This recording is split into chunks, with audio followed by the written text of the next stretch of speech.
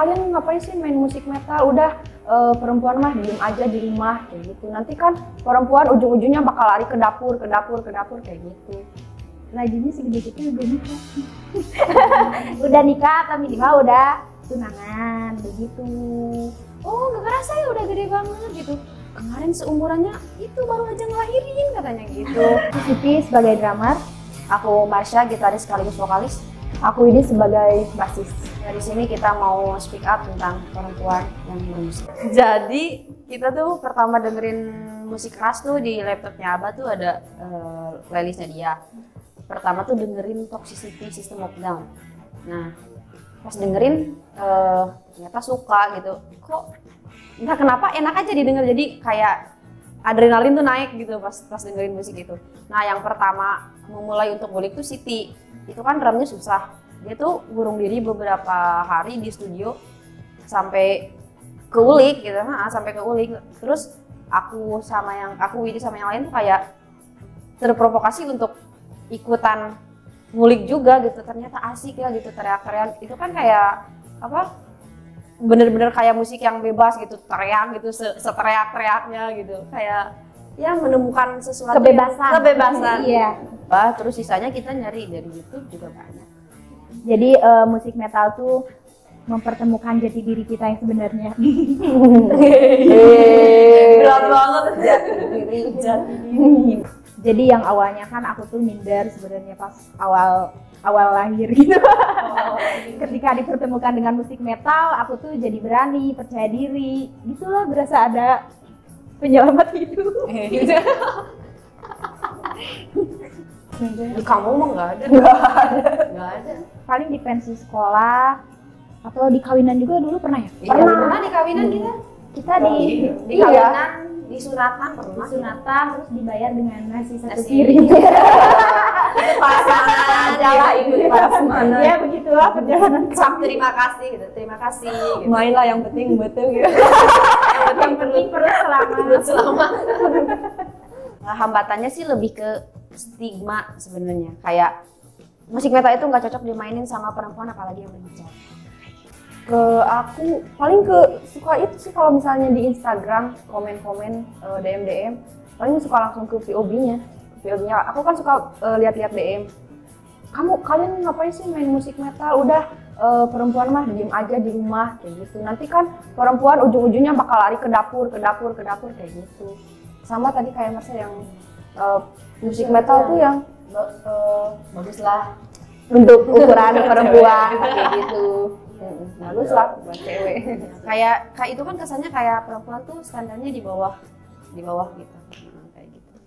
Itu udah lama banget sih, 2016 2017 kalau nggak salah.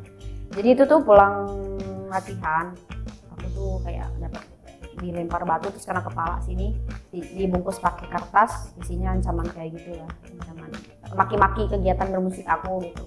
Terus habis itu beberapa hari kemudian nemu lagi di jendela rumah. Terus beberapa waktu setelah itu mamaku kan punya warung kecil-kecilan di sekolah dagang di sekolah gitu. Terus tiba-tiba warungnya ada yang bongkar, terus dalamnya nemu lagi surat itu. Kayak aku tuh yang paling serem, aku nggak tahu siapa pelakunya dan sampai sekarang nggak ketemu, dan aku nggak berminat untuk cari tahu siapa itu. Mereka pertama-tama maki-maki VOB-nya. Terus yang aku makin takut, yang bikin aku takut sebenarnya kalau mungkin misal kayak bilang VOB anjing kayak gitu kan aku sebenarnya ya udah biasa lah gitu. Maksudnya di sekolah pun anak-anak ngomong kasar kayak gitu tuh udah keluar masuk telinga aku, di rumah, di lingkungan gitu. Nah aku tuh sampai ada ancaman dengan bahasa Sunda kayak maneh teh geulis ngan hanya kal umurna moal panjang gitu. Maksudnya kamu cantik tapi sayang umurnya nggak bakal panjang gitu sih. Aku emang paling jadi serangan fisik. Dia jadi sering serangan fisik. Walaupun bentuknya tuh mereka tuh ngelucu, kayak misal itu emang bisa main drum kan badannya pendek, emang nyampe ke pedal gitu kan, itu gila banget. Oh enggak lah, itu nggak lucu. Nggak lucu. Aku mah balasnya nggak sama omongan, aku mah depan. Tiba-tiba aku masuk media luar negeri, dia kan shock, dia baru bangun tidur. Kalau aku sama kayak Marsha, jadi orang tuaku tuh terpengaruh sama omongan tetangga sih. Jadi keluarga aku suka nanya, kamu apaan? ikutan eskul musik kayak gitu, emang nantinya mau jadi apa? Musisi kan dianggapnya apa ya, pengangguran ya kalau di kampung, nggak bisa ngehasilin duit. Lajunya segede kita udah nikah. Udah nikah atau minimal udah tunangan begitu. Jadi tetangga tuh kalau main ke rumah mama suka ini ini anaknya seumuran anakku udah tunangan loh. Beneran jadi gini misalnya. Assalamualaikum. Bininya ini iya anaknya seumuran budak abi muun kata mama. Terus budak abi terus aya nu nanyaan da marukna teh seuna seueur nu ngagoda cenah. Goda. Beresep ya. Karena kemarin mama sakit jadi banyak yang Nengokin. nengok. Jadi banyak banget tetangga yang main. Terus kan main. Yang nengok mama. Terus kan kemarin aku pulang. Jadi tetangga tuh kayak kaget. Si Uis nih baru pulang dari Jakarta. Jadi kan kalau di kampung baru pulang dari Jakarta udah bawa cowok belum? Gitu kan. Ya sama gitu. Jadi pas ngomonginnya berapa lama, jadi sesuatu nggak sadar gitu, kemarin berapa lama ya di Jakarta gitu. Iya kemarin ada nggak pulang tuh udah di Jakarta udah 7 bulan, cuman kemarin baru 3 bulan udah pulang lagi gitu. Oh nggak kerasa ya udah gede banget gitu, kemarin seumurannya itu baru aja ngelahirin katanya gitu. Udah ngelahirin aja, oh alhamdulillah kalau gitu. Iya mau kapan ini udah habis semua angkatannya kayak gitu sih. Jadi udah identiknya tuh udah umur segini tuh udah usia nikah gitu kalau di kampung. 20. Aku sama Marsha 20. Pokoknya kalau pilihannya antara dua, kalau bisa di kampung ya berarti nikah, kalau bisa di luar kota mereka biasanya kerja atau kuliah. Ya karena biasanya yang kuliah itu nggak akan diburu-buru buat nikah gitu. Makanya kalau ke kampung tuh aku suka ditanyain. Kadang kalau nggak disuruh nikah ditanyain di Jakarta ngapain. Misal kalau aku jawab di Jakarta ya kerja apa? Kerja di rumah ya katanya gitu. Jadi aku disangkanya kerja di rumah gitu. Aku bilang karena nggak mau ribet yain aja. Atau kasir, penjaga toko, kayak kasir minimarket atau penjaga toko atau di pabrik ya. Kenapa nggak nikah? Nggak mau. Bukan nggak mau. Enggak, karena aku pengen kerja dulu, tapi aku merasa beruntung karena sekarang kan aku bermusik. Nah musik itu hobi aku, kesukaan aku, tapi dari musik itu aku jadi bisa menghasilkan uang gitu loh. Pokoknya kerja nggak mau, aku mah pengen punya bisnis sendiri, usaha sendiri. Orangnya bisnis woman, Businessman. iya pengen kayak perempuan lainnya yang bisnis gitu, wanita karir. Gak enak lah, nggak perlu minta ke orang tua, nggak perlu minta ke orang lain. Gak enak lah. Nggak perlu minta-minta. Menghasilkan uang sendiri itu bagi aku ya lebih enak pokoknya.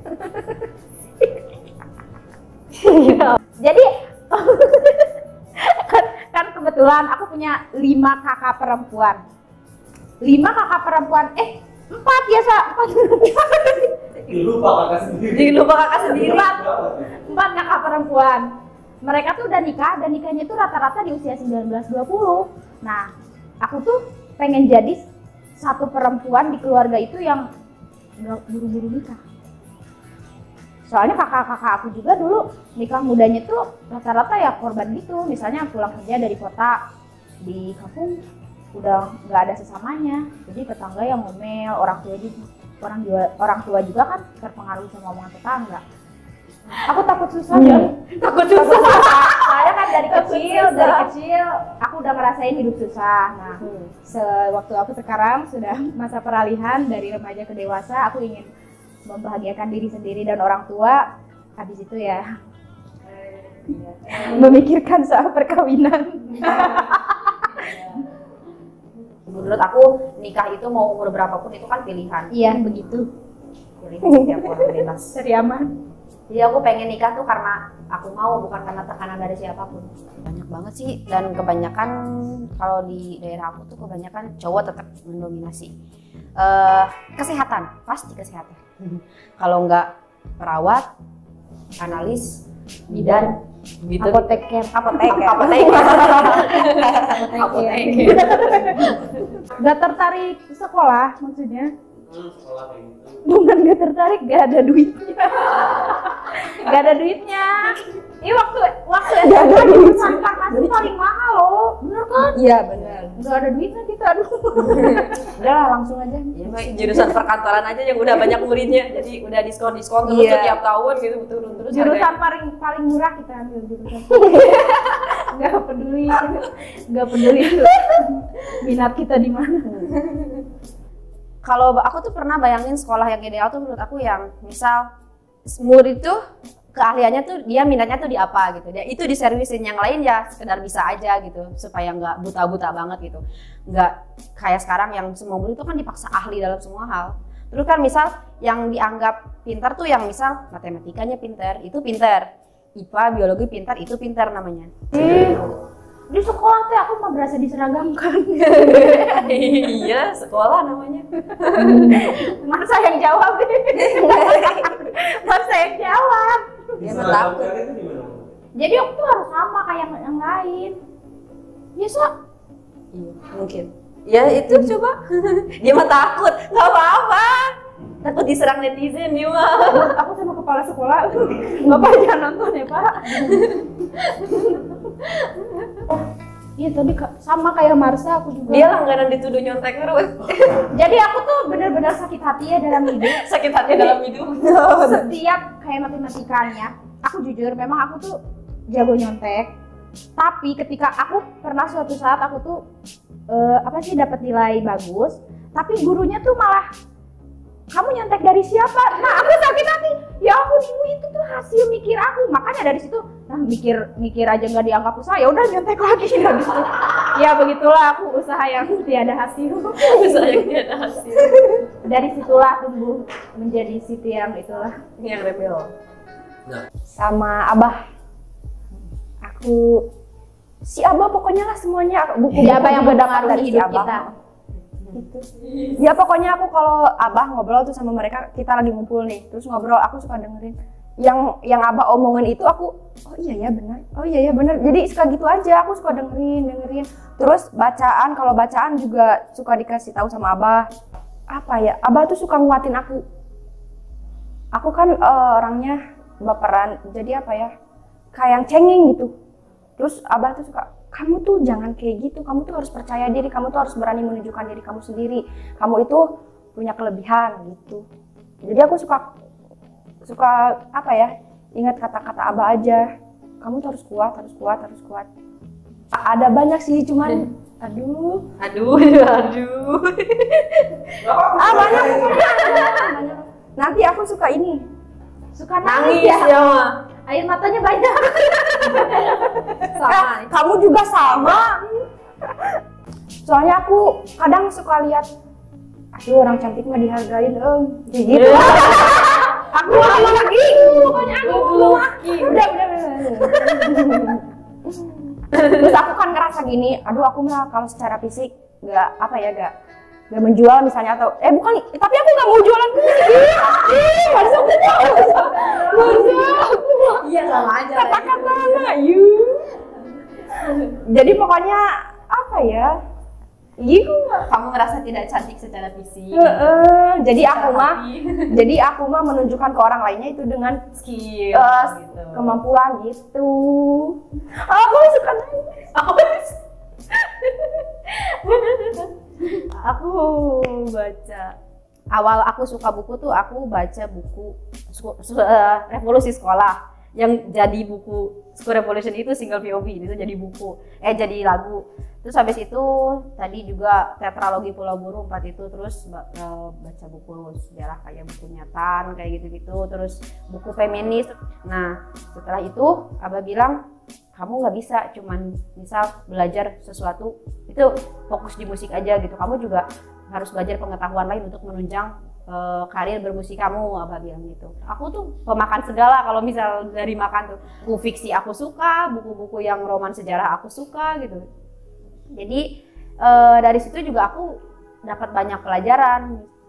Aku tuh kagum karena pertama keberanian untuk speak up dari Kartini, sosok Kartini sendiri, keberanian untuk speak up dan untuk jadi diri dia sendiri. Itu yang langka, yang sulit banget ditemukan dari seorang perempuan yang dikungkung stigma yang sedemikian mengikat. Nah itu tuh di Hari Kartini tuh kenapa sih selalu identik dengan misal lomba menghias tumpeng misal, atau Murid yang bikin, guru yang bawa. ya dari SD, SMP, SMK setiap Hari Kartini kalau enggak tumpeng, masak, fashion show, gitu. Kenapa selalu itu gitu yang diangkat?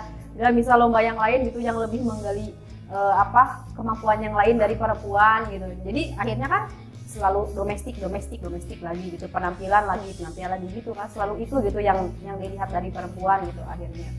Iya, pengennya lebih ke menghargai atau memberi jalan untuk tiap potensi perempuan sekarang gitu. Seperti Kartini berani jadi diri dia, berani berbeda, berani untuk speak up dan sebagainya.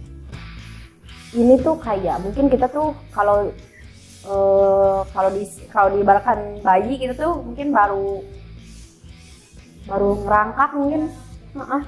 Tapi kita bersyukur karena sekarang yang kita rasakan di diri kita sendiri nih, untuk yang mempermasalahkan status kita sebagai perempuan dan bermain musik pun itu udah minim banget gitu sekarang. Dan kita sekarang lebih menghindari untuk membahas itu karena kayaknya orang-orang tuh fokus ke musikal kita gitu. Jadi ya berharapnya ke depan makin baik lagi lah. Mimpinya sih ya pengen terus berkarya, bisa berbagi cerita makin banyak ke orang lain di luar sana, karena sepenglihatan aku, sejauh yang aku tahu ternyata bukan cuma POB yang ngalamin hal-hal yang kayak diskriminasi. Aku berharap dengan kehadiran POB bisa lebih menumbuhkan keberanian